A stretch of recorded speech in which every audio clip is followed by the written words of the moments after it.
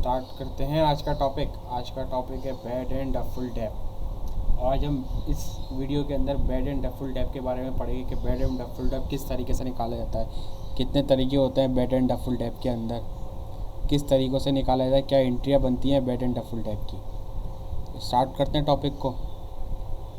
जब भी bad and डफुल Depp की बात आती है तो बैड एंड डफुल डेप हमेशा रिसीवेबल पे निकाला जाता है। अब रिसीवेबल किसे बोलता है? रिसीवेबल तो कई तरीके के होते हैं। तो पहले हम जनरल मीनिंग देखते हैं रिसीवेबल की जनरल मीनिंग है कोई भी ऐसा डेप या कोई भी ऐसा उधार जो आपने दिया हुआ है किसी भी इंडिविजुअल को या किसी भी कंपनी को, वो आपका रिसीवेबल होता है।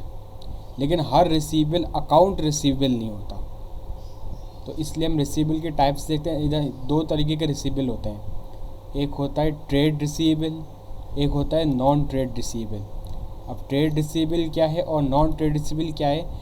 ट्रेड रिसीवेबल वो रिसीवेबल जो कि आपने किसी भी गुड्स के सेल के अगेंस्ट इशू किया है, वो आपका ट्रेड रिसीवेबल कहलाएगा। और नॉन ट्रेड रिसीवेबल वो ट्रेड रिसीवेबल है जो कि आपने नॉर्मली किसी एम्प्लॉय को लोन दिया है या कोई इंटरेस्ट या किसी को मनी लेंड किया है आपने, वो आपका नॉन ट्रेड रिसीवेबल होगा। अकाउंट रिसीवेबल जैसे हमने बोला कि ट्रेड रिसीवेबल के अंदर आता है अकाउंट रिसीवेबल। अकाउंट रिसीवेबल किसी भी गुड्स के अगेंस्ट आप जो भी रिसीवेबल इशू करते हो अपने कस्टमर्स को। इसकी डेफिनेशन भी देख लेते हैं। इसकी debts of to a company by its customers for goods और services that have been delivered और used but not yet paid for. ये इसकी एक छोटी सी डेफिनेशन आ जाएगी। इसके मेथड्स के ऊपर आते हैं। दो तरीके के मेथड्स होते हैं जनरली जो ज़्यादातर इस्तेमाल किए जाते हैं। एक होता है डायरेक्ट राइट ऑफ मेथड, एक होता है अलाउंस मेथड। प्रैक्टिकल लाइफ की अगर हम बात करते हैं तो प्रैक्टिकल लाइफ में ज़्यादातर जो है अलाउंस मेथड इस्तेमाल होता है। बहुत कम केसेस में डायरेक्ट राइट ऑफ मेथड इस्तेमाल होता है। उसकी एक वजूहत हैं। एक वजह तो बेसिकली जो है वो है मैचिंग प्रिंसिपल। अब डायरेक्ट राइट ऑफ मेथड में क्या होता है कि आप डायरेक्ट एंट्री बनाते हैं bad debt expense debit account receivable credit. अब ये बैड डेट एक्सपेंस भले किसी भी साल का हो, भले इस साल का हो, पिछले साल का हो, पिछले 3 साल का हो या उससे पिछले का हो, लेकिन ये आप जब आपको पता चलता है कि आपका डेप्टर बैंकरप्ट हो गया है, वो आपको पेमेंट नहीं दे पाएगा या आपको कंफर्मेशन मिल जाती है कि पेमेंट रिसीव नहीं होगी, तब आप ये एंट्री पास करते हैं डायरेक्ट राइट ऑफ की, bad debt expense debit account receivable credit. अब इस मेथड में एक मसला है कि मैचिंग प्रिंसिपल जो है वो इस मेथड को सपोर्ट नहीं करता। मैचिंग प्रिंसिपल बोलता है कि जिस साल का एक्सपेंस है वो उसी साल के प्रॉफिट में से लेस होना चाहिए। ये मैचिंग प्रिंसिपल बोलता है। एक और चीज़ है कि ये मेथड जो है डायरेक्ट राइट ऑफ मेथड, इसको मटेरियलिटी प्रिंसिपल सपोर्ट करता है।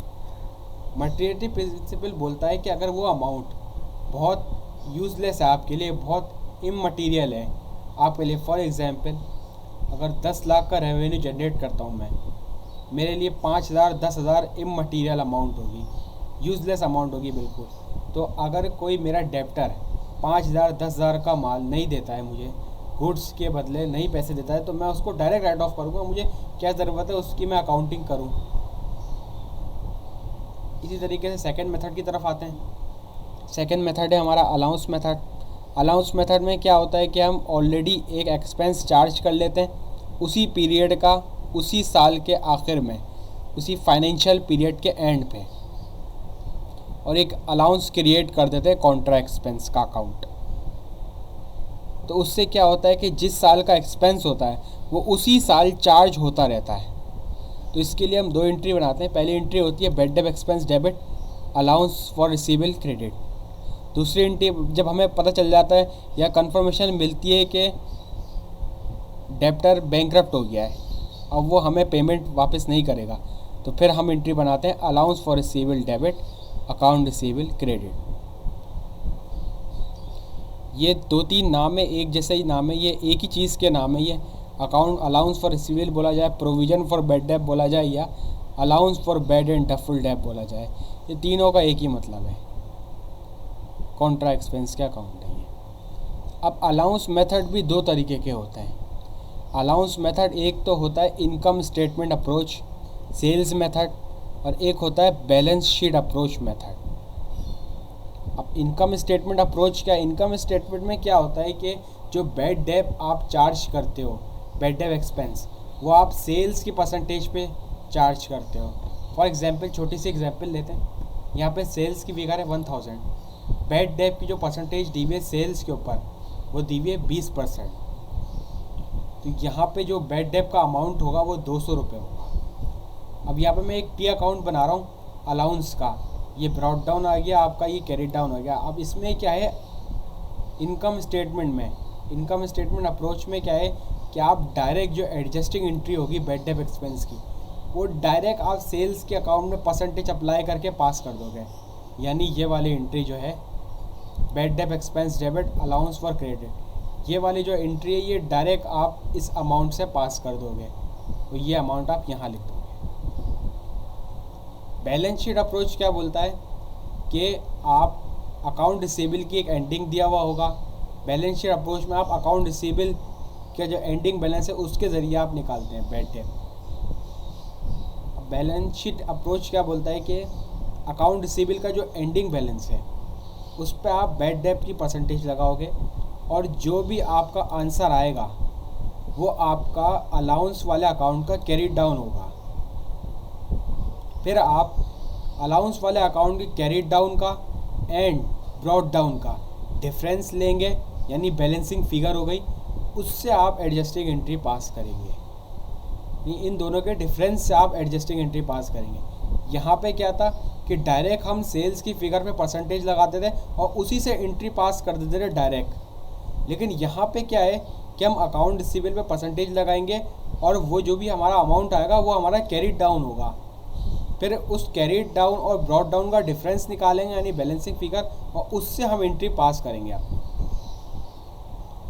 थोड़ी सी एडजस्टिंग एंट्रीज भी देख लेते हैं। Adjusting for example A scenario है, रिकवरी हो गई, रिकवरी ऑफ रिटर्न ऑफ डेब्ट थ्रू अलाउंस मेथड। तो उसमें आप क्या करोगे कि आपने उसका अकाउंट क्लोज कर दिया होगा ये एंट्री बना के, जब आपने राइट ऑफ किया होगा allowance for receivable debit account receivable credit.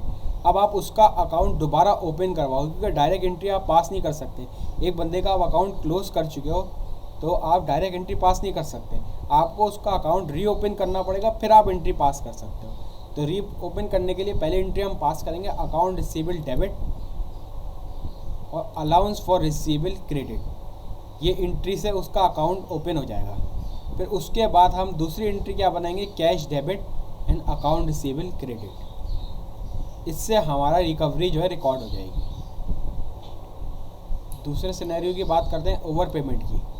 अब ओवर पेमेंट में क्या होता है कि फॉर एग्जांपल डेप्टर है, उसने आपको 40 रुपये दिए और 40 रुपये के गुड्स उसने आपसे ख़रीदे, और उसने 40 रुपये का आप क्या करोगे, रिसीवेबल जो है 40 रुपये गुड्स के अगेंस्ट आप रिसीवेबल अकाउंट रिसीवेबल चार्ज कर दोगे।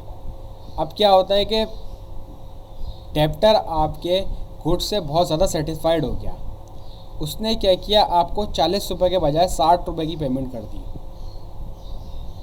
उसने आपसे बोला कि 20 रुपये के गुड्स और भेज देना मुझे। अब इससे होगा क्या, इससे ये होगा कि आप अकाउंट रिसीवेबल ज़्यादा से चार्ज कर दोगे। आपको चार्ज करना था 40 रुपये से, लेकिन आप कर दोगे 60 रुपये से, क्योंकि आपको पेमेंट 60 रुपये रिसीव हुई है उन गुड्स के बदले।